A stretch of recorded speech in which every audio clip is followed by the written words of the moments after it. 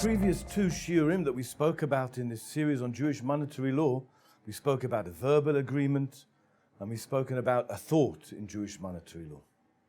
Today I want to talk about a type of contractual obligation that is not actually written anywhere in the Torah, but is something that is customary amongst us.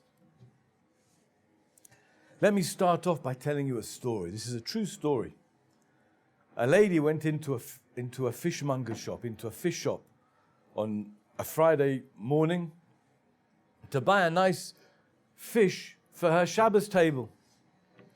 She saw in the fishmonger's fresh fish and she chose a really nice big fat fish, and she told the guy in the shop, the worker, to cut it open and clean it for her so she can take it home and fillet the fish so that she can, it'll be ready for her to prepare easily when she goes home. The guy took the fish, the worker in the shop took the fish, took out his knives, started cutting it open to clean it, and lo and behold, inside the stomach of the fish, he found a pearl necklace. At that moment, everyone in the shop started shouting.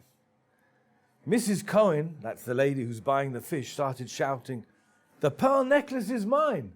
I bought the fish." And the owner of the shop started shouting, "No, no, no. The pearl necklace is mine. I haven't sold you the fish yet. And even if I had sold you the fish, I didn't sell you a pearl necklace. I just sold you a fish." And by coincidence, the fisherman who caught the fish, he was also there in the shop, and he started shouting, "No, no, no. The pearl necklace is mine. I caught the fish. I acquired the pearl necklace when I caught the fish, and I never sold you, the owner of the shop, that pearl necklace." And the worker in the shop, he also started shouting. He said, "No, no, no, you're all wrong. I found the pearl necklace. None of you knew that there was a pearl necklace there, and I found it." So who's right? Let me just emphasize that Mrs. Cohen hadn't paid any cash. She hadn't ironed her credit card. She hadn't taken possession of the fish. She hadn't touched it. She just said to the worker in the shop, "That's the fish that I want." The first question that we have to deal with before we can decide who the pearl necklace belongs to, we have to realize, we have to decide who the fish belongs to. Then maybe we can see who the pearl necklace belongs to. But you might see that it might not be so simple that the pearl necklace is going to go along with the fish. But first of all, let's talk about who the fish belongs to right now. In any business transaction, there are stages. There are stages to the transaction. There, as we've said, there's the thought that you decide to sell. There's the verbal agreement. And then there's the actual contractual act. The actual change of ownership, we know, is only where there's been a contractual act. So seeing as Mrs. Cohen hasn't paid any money, she hasn't taken possession, you would think that she hasn't yet bought the fish. But I want to give you an example of something. I want to show you something that happens in the business world. I don't know if any of you have ever been to the Diamond Exchange in Ramat Gan, or the Tel Aviv Diamond Exchange. There's also a very, very well-developed diamond exchange in Antwerp. All these places were full of Jews. The Jews were the people that were the big diamond dealers. In the Diamond Exchange, they have a custom. The custom works like this. Two dealers sit down over the table. They take out the stones. They look over them. They talk about the price. When they've come to a final agreement, they say, "Mazel u'brocha." Mazel u'brocha. As soon as they've said those holy words of Mazel u'brocha, they will never go back on a deal. The deal is finished. Any diamond dealer that were to go back on his word after he said Mazel u'brocha would be thrown out of the Diamond Exchange. He wouldn't be allowed to carry on doing business there. It's interesting to note that today, when now, certainly in Antwerp, most of the diamond dealers are not necessarily religious Jews as they were. A lot of them are Indians and Pakistanis and Chinese and people from all over the world, and still to this day they all say Mazel u'brocha when they're closing a deal. The custom there is that when you say Mazel u'brocha, the deal is finished and you don't go back on that. If two diamond dealers were to go down to the car park to sell a car to each other. And one of them said Mazel Ubrocha after they'd agreed on all the details of the deal, how much was going to be paid, etc. From that moment, they would be considered as if there's a binding deal, a change of ownership even, something that you could never go back on. Why? Because as far as these two diamond dealers are concerned, in their mind, when you say Mazel Ubrocha, there's already been a kinyan. The thing is finished. The deal is over. There's nothing more to discuss. They won't go back on their word. That's their custom. Whereas if I decide to buy a car from a diamond dealer, and he says to me, Mazel Ubrocha, so it doesn't mean anything to me. Between me and him, we just have a normal verbal agreement, which there's a moral obligation to keep. But there hasn't been a change of ownership here, right? There's just an obligation to stand by your word. What do we see from here? We see from here that a custom in the marketplace is binding in Jewish monetary law. That Jewish monetary law always has to follow the custom amongst business people. Anything that it's a custom, that is a kinyan, that is a contractual act, we will have to honor in Jewish monetary law. Any case between two diamond dealers that came to a Beis Din, where one of them wanted to go back on his word after he said Mazel Ubrocha, Beis Din would have to paskin, even though it doesn't actually have a basis in Jewish monetary law. Beis Din would paskin that there's been a final binding deal here, and it's just not possible to go back on your word. It's like there's been a change of ownership already, because the custom is binding. If now, with that understanding, we go back to the case of the fish. So tell me, if you walked as a buyer into a shop and you chose the fish and the guy started cutting it open for you to clean it, can you now, after he's cut it open, say, no, hang on a sec, there's a fatter fish over there, I think I want that one instead. I've changed my mind. You can't change your mind. Everyone understands that once the owner of the shop, or the worker, it doesn't make any difference, has to cut open the fish for me, I certainly can't now say, I'd like to take another fish. If something's wrong with the fish, then of course I can go back on my word. It's an invalid sale, right? It's a faulty sale. But we're not talking about whether there's something wrong with the fish. The fish is fine. Everything's good with the fish. The only thing that's wrong is that I decided to change my mind. So I think we all understand that at that stage of such a deal, you don't change your mind. So therefore, even though Mrs. Cohen has not yet paid any money, has not taken delivery of the fish, nevertheless, a binding deal has been done, and the fish belongs to Mrs. Cohen. At this point in time, when the pearl necklace, was found inside the stomach of the fish belongs to Mrs. Cohen. But does that mean necessarily that the pearl necklace also belongs to Mrs. Cohen? It doesn't necessarily mean that. And let me give you an example to prove that. Let's say you walk into your supermarket, and on the floor, by the fridge with the milk in, you find a $100 bill lying on the floor there. What do? Are you allowed to take it? Do you have to give it to the owner of the shop? What's your obligation in Jewish monetary law?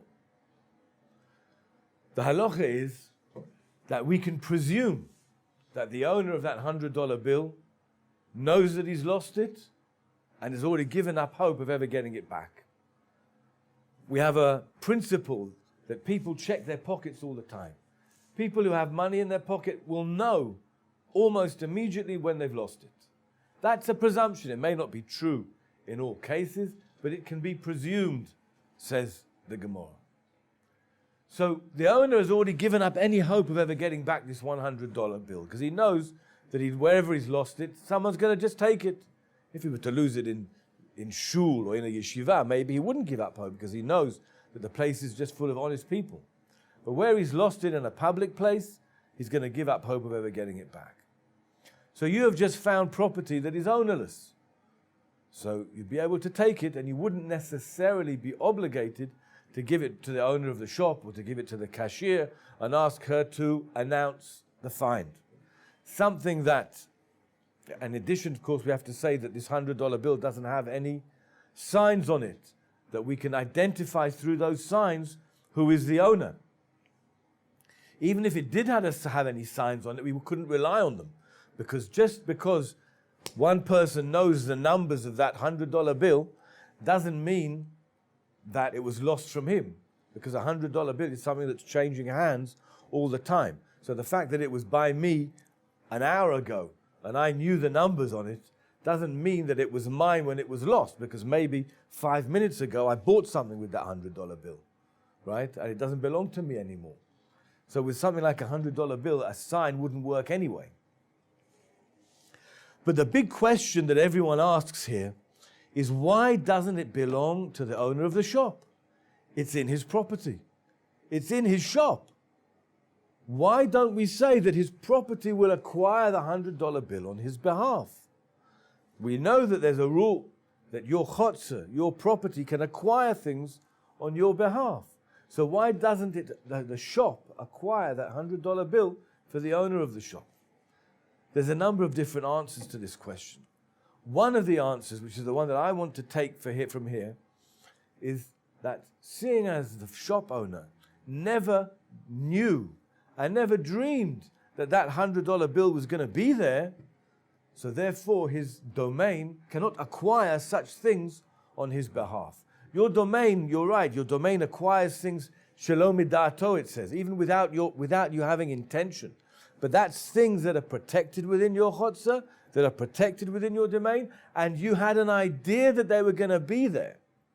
What I'm telling you is mefurish in the Ramah in Hilchos Aveidul Metzir, that your chotzer, your domain, does not acquire on your behalf lost property that you never thought was going to be there. Whoever finds it first, they're the owner. If I had a garden party and someone comes to my garden party and they find a $100 bill on the floor in the garden, right, in a place where it probably you can't presume that it fell from me, the owner of the property, they would be able to take it. The fact that it's in my property doesn't make it mine.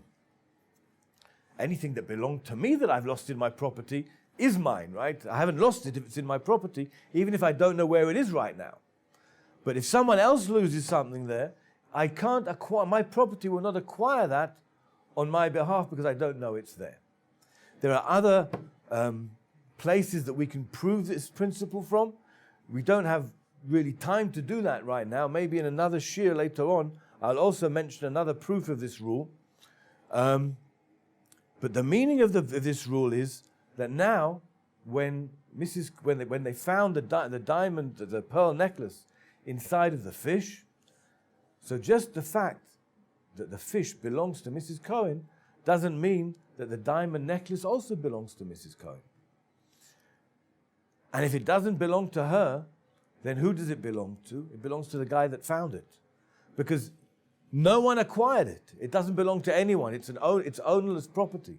The first person to find it, he's the person who's going to get it. Therefore, it's the worker in the shop who's right. He's the one that has acquired the diamond necklace because he was the first one to find it.